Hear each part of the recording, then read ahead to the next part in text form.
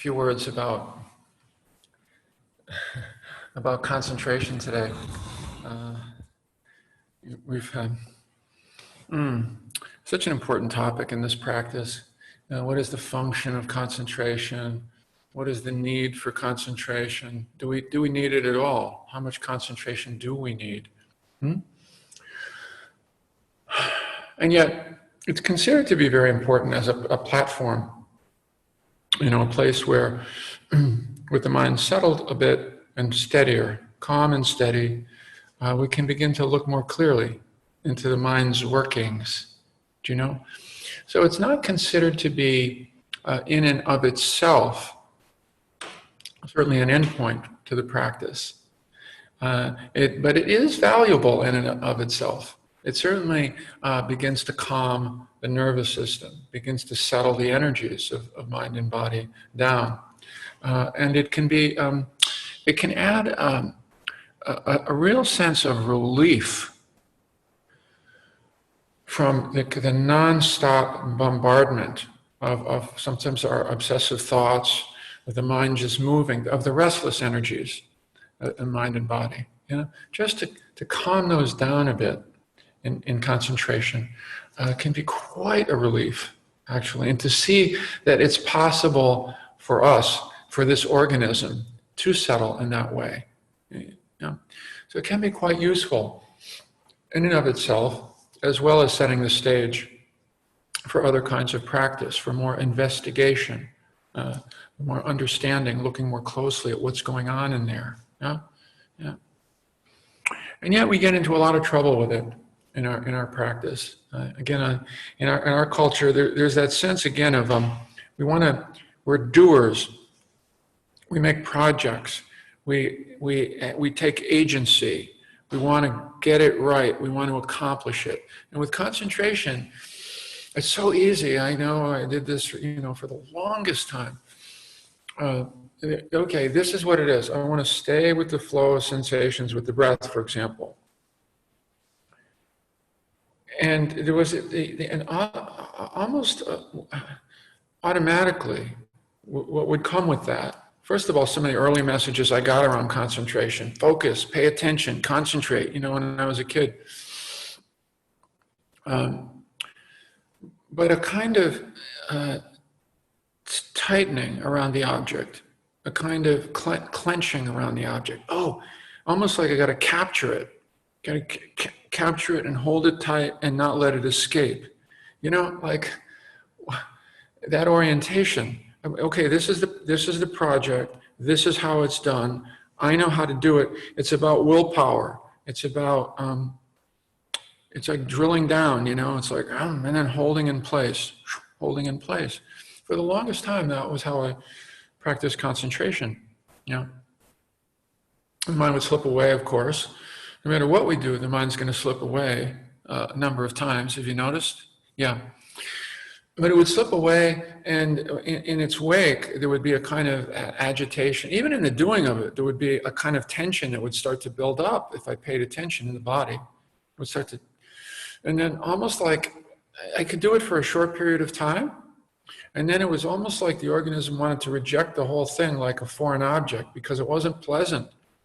And it was held under pressure, like holding a cork under pressure underwater, like hold it down. You release it, it wants to fly back up, And so we emphasize now and we orient, and this has helped our practice tremendously. It's something more akin to what Buddhadasa in the Thai tradition, a famous teacher in the Thai tradition last century, said, it's really about natural concentration, not kind of over-efforting kind of concentration that we want to bring to bear. It's more the natural concentration that will come when we're doing something that we care about or that we love. The natural concentration that's there if we're watching a sunset. If I were holding a fragile exotic flower in my hands right here, right now, I wouldn't have to try to pay attention. Yeah? It would be a natural or a baby bird, I wouldn't have to try to pay attention, or a child or a grandchild, etc. We know how to incline and stay with something that where there's interest, where there's a natural inclination.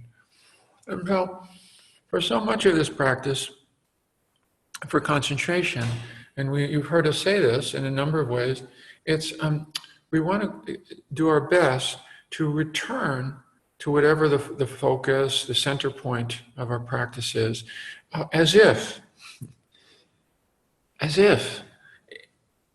we cared, as if it were interesting, as if it were a sunset, as if, because we know that space, we know what that natural concentration is like. We just don't have so much practice doing it when we close our eyes. We tend to do something different and overexert,